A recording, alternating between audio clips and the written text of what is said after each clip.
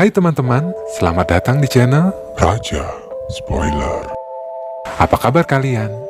Semoga selalu sehat, selalu bahagia, dan dilancarkan rezekinya. Di video kali ini masih berkisah tentang Dinda dan aksi balas dendamnya. Namun sekarang mendapat perlawanan dari Jesslyn. Dengan menggunakan kekuatan uangnya, Jesslyn pun ingin menyingkirkan Dinda selama-lamanya. Apakah akan berhasil? Mau tahu cerita lengkapnya? Yuk, kita tonton video spoilernya. Tapi sebelum itu, intro dulu.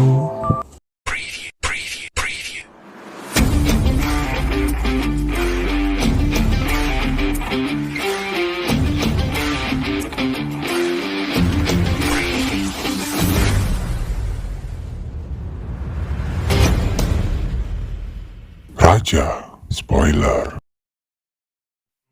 Jesslyn sangat kaget mengetahui orang yang datang ke apartemen Dinda adalah Sakti, suaminya. Jesslyn pun mempertanyakan kenapa Sakti bisa datang ke apartemen Dinda. Sakti pun menjawab ingin mengetahui Jesslyn seperti apa sebenarnya. Dan setelah melihat seluruh isi ruangan penuh dengan foto-foto yang berhubungan dengan Jesslyn, Sakti pun bertanya, apakah Jesslyn pernah merundung orang dan membuat seseorang meninggal dunia? Jesslyn enggan menjawab pertanyaan itu. Ia lebih memilih untuk pergi meninggalkan apartemen Dinda. Namun sebelum pergi, Jesslyn berkata pada Sakti bahwa ia kecewa melihat Sakti datang ke apartemen Dinda. Sepeninggalan Jesslyn, Sakti pun melihat foto tersebut satu persatu. Hingga ia menemukan foto tentang klinik mata dan foto Yuda yang bersama Yesi. Segala kegiatan yang terjadi di dalam ruangan tersebut terpantau oleh Dinda melalui CCTV yang berhubungan dengan handphonenya. Perilaku sopan Sakti yang membuka sepatunya saat memasuki apartemen Dinda mengingatkan Dinda pada kejadian waktu dia disiksa oleh Jesslyn dan teman-temannya. Jiel pergi ke rumah sakit untuk memeriksa sendiri apakah benar mayat Suhi masih ada di kamar mayat. Dan saat dibuka kotak tersebut, ternyata tempat itu kosong. Mayat Suhi sudah tidak ada di sana. Hingga wakil direktur rumah sakit datang untuk melihat apa yang terjadi. Dan dari bapak tersebut, Jiel pun akhirnya mengetahui bahwa jasad Suhi telah dipindahkan ke tempat pendingin. Saat ditanya tentang tujuan dari pemindahan jasa Suhi, wakil direktur tersebut pun tak tahu. Semua atas perintah dari mendiang ayah Jiel. Jiel meminta salinan pemeriksaan kematian Suhi, dan dari hasil tersebut terlihat Suhi meninggal dalam keadaan hamil. Yuda kedatangan tamu, yaitu seorang polisi yang mengurus kasus hilangnya Mamat. Bukan hanya tentang kehilangan, tapi juga tentang kasus narkoba yang berhubungan dengan Mamat. Pak polisi tersebut pun menanyakan, apakah Yuda mengetahui orang-orang yang berinteraksi dengan Mamat setelah atau sebelum dia menghilang? Tanpa berpikir panjang, Yuda pun langsung memberikan kartu nama yang pernah diberikan oleh Sakti. Dinda mendatangi tempat kerja dari Jesslyn. Kedatangan Dinda ini adalah untuk memberikan kesempatan terakhir agar Jesslyn mau bertobat dan mengakui segala kesalahannya. Jesslyn yang sombong tentu menolaknya, apalagi dia merasa Dinda tidak memiliki segala bukti atas kejahatannya selama ini. Namun perkiraan Jesslyn salah. Dinda pun mengeluarkan beberapa bukti. Yang pertama adalah CCTV tentang pembobolan rumahnya. Namun Jesslyn yang keras kepala masih bisa berkata bahwa dia bisa menghindari kasus tersebut. Namun Dinda tak mau kalah. Dia pun langsung mengeluarkan bukti kedua, yaitu catatan rekaman medis tentang penyiksaan yang dialami oleh Dinda. Seolah tak takut, bukti-bukti itu langsung diremuk dan dibuang oleh Jesslyn. Jesslyn malah mengancam Dinda akan menggunakan berbagai cara agar Dinda bisa pergi dari hidupnya. Melihat sikap Jesslyn ini, Dinda pun akhirnya bisa bersyukur bahwa dia bisa terus melaksanakan aksi balas dendamnya. Di tempat lain, Sakti masih terus memandangi foto antara Yuda dengan Yesi. Sakti pun kembali teringat akan ucapan Yuda di sekolah Yesi tempo lalu tentang anak rahasia. Tentu hati Sakti semakin panas. Ditambah sekretarisnya datang membawa bukti percakapan yang berasal dari Mamat, yaitu tentang perselingkuhan yang dilakukan oleh Jesslyn. Amarah Sakti semakin memuncak saat ia tiba di rumah dan memasuki ruang pakaian. Di sana ia banyak melihat goodie bag yang berasal dari butik milik Yuda. Keesokan harinya, terjadi pertemuan antara Jesslyn dan gengnya. Mereka membahas tentang kasus hilangnya Mamat. Sarah yang mengetahui kasus ini juga berhubungan dengan narkoba langsung menjambak rambut Yuni sebagai orang yang melaporkan hilangnya Mamat. Keresahan mereka tak sampai di situ. Sarah pun kembali mengingat tentang dirinya yang pernah ditelepon oleh Mamat untuk membicarakan tentang terbunuhnya Suhi. Ternyata tidak hanya Sarah, Yuni, Yuda, dan Jesslyn mendapat telepon dari Mamat. Dan adegan flashback pun terjadi. 17 Oktober, Mamat menelpon setiap orang yang berhubungan dengan kematian dari Suhi. Dimulai dari Sarah. Mamat menelpon Sarah dan menanyakan pada Sarah, apakah Sarah berada di tempat saat Suhi meninggal.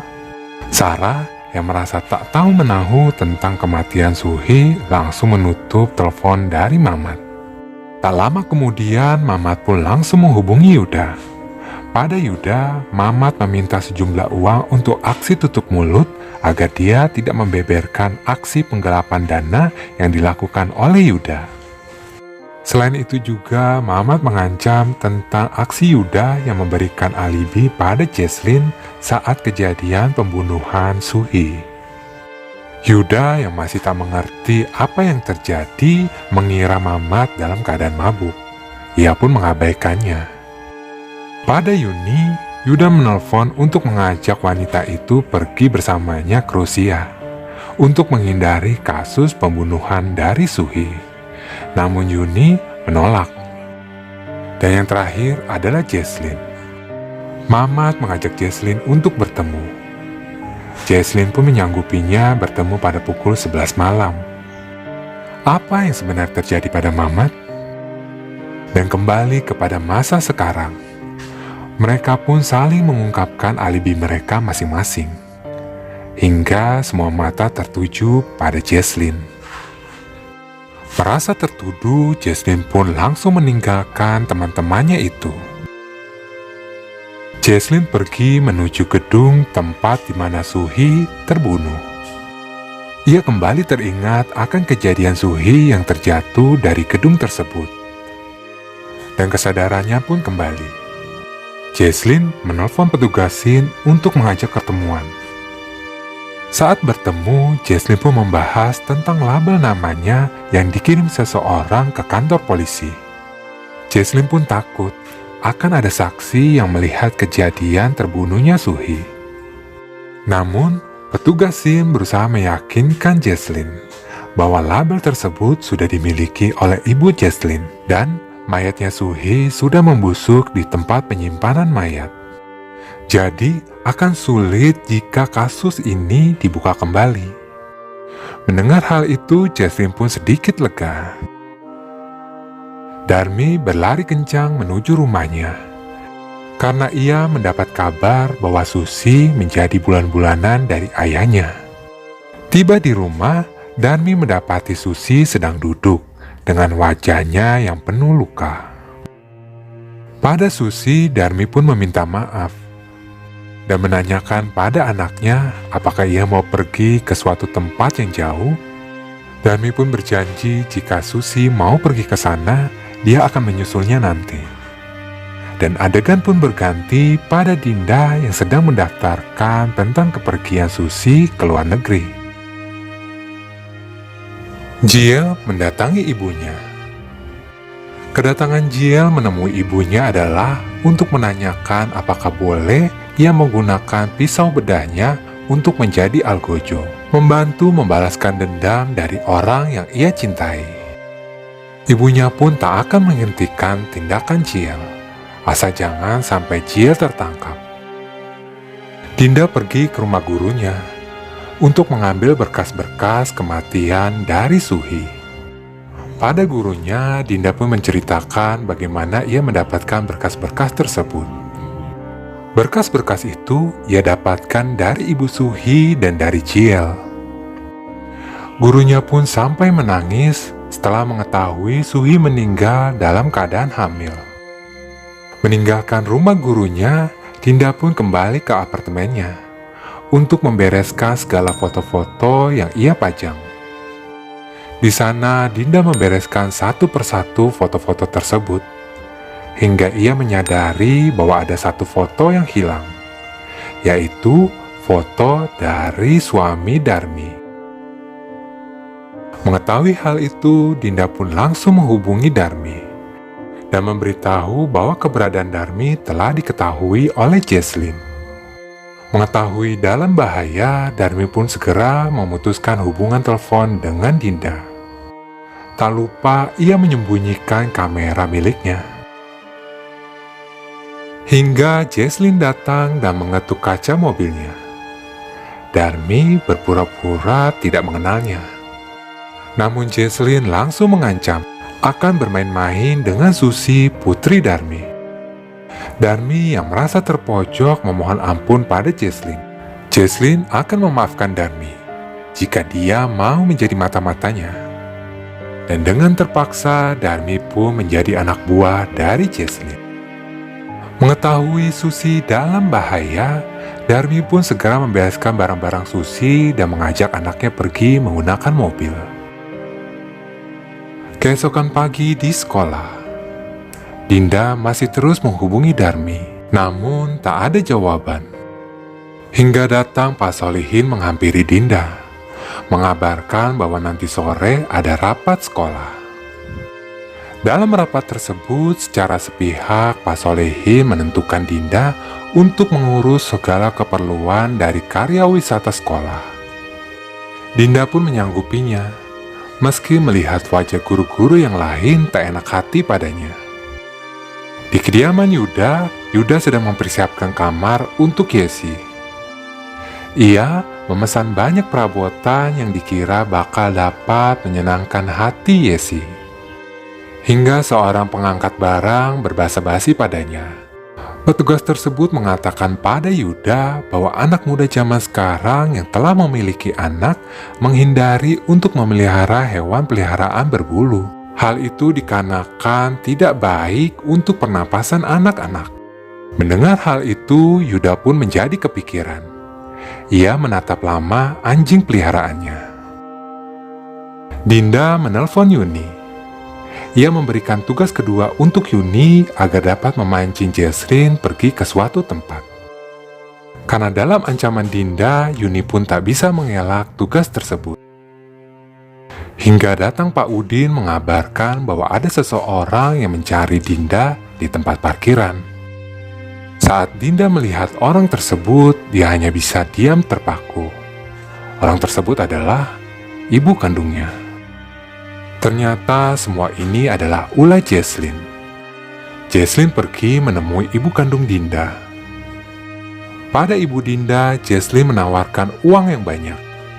Tentu dengan sebuah syarat, dapat mengeluarkan Dinda dari pekerjaannya. Dan dapat dilihat sekarang, ibu yang matre itu datang menghampiri Dinda. Yuni berhasil memancing Jesslyn untuk datang ke tempat praktek Jiel. Tentu dengan menggunakan informasi yang berkaitan dengan Dinda. Di sana, Yuni menceritakan bahwa Sakti dan Dinda adalah teman bermain bersama dalam permainan catur go. Selain itu juga, Yuni memberitahu pada Jesslyn bahwa tas kremes yang sedang dipakainya adalah pemberian dari suami Jesslyn. Untuk ia bisa menceritakan apa yang terjadi antara Dinda dengan Jesslyn.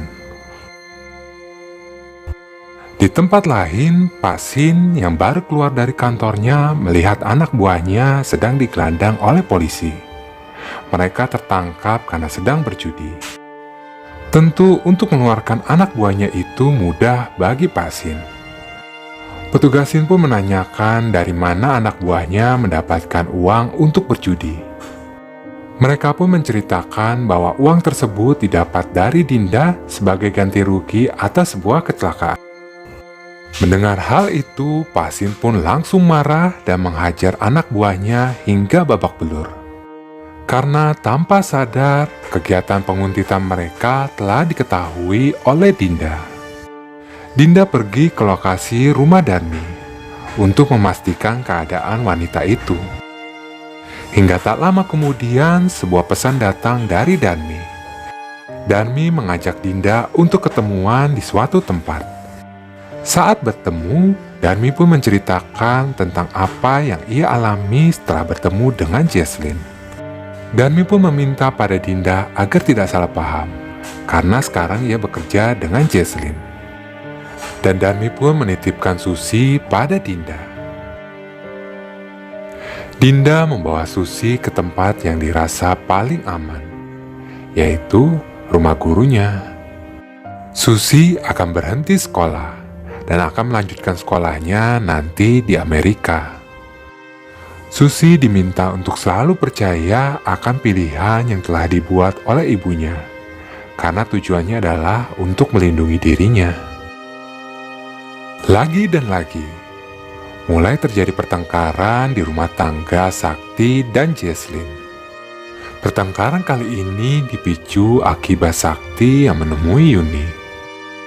Jesslyn pun bertanya, apakah Sakti akan memihak Dinda? Dengan amarah yang meledak-ledak, Sakti pun menjawab bahwa dia akan berpihak pada Yesi. Yuda datang ke butiknya, dan pegawainya pun langsung menceritakan tentang Sakti yang datang ke butik itu. Untuk lebih meyakinkan lagi, pegawainya pun menunjukkan bukti rekaman CCTV pada Yuda.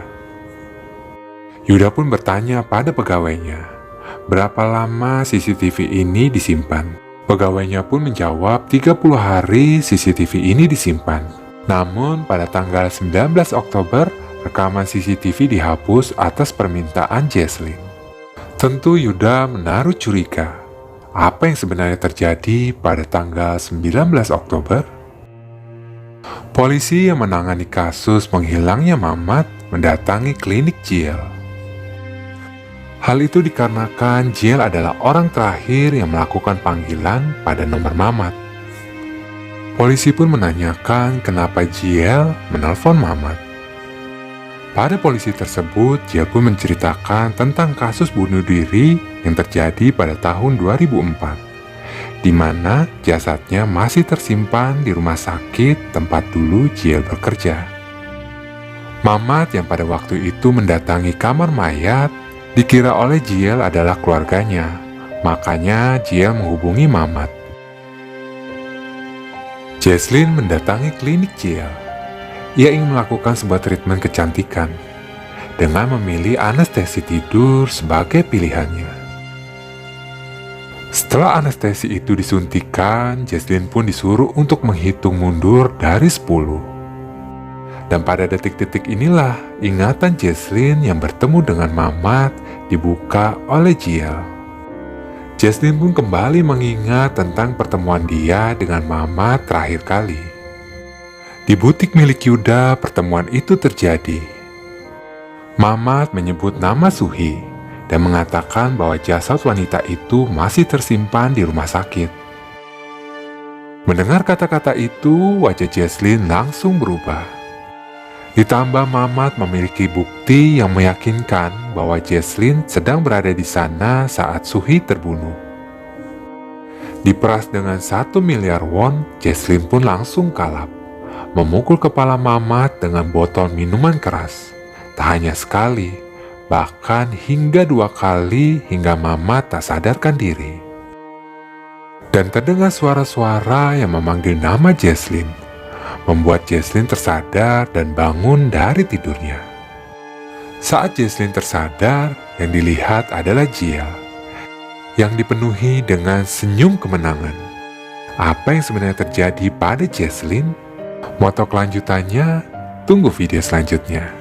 Sebelum video ini berakhir, saya ingin mengucapkan terima kasih untuk kalian yang setia menonton, yang sudah subscribe, like, dan komen. Sampai jumpa pada video spoiler berikutnya. Bye!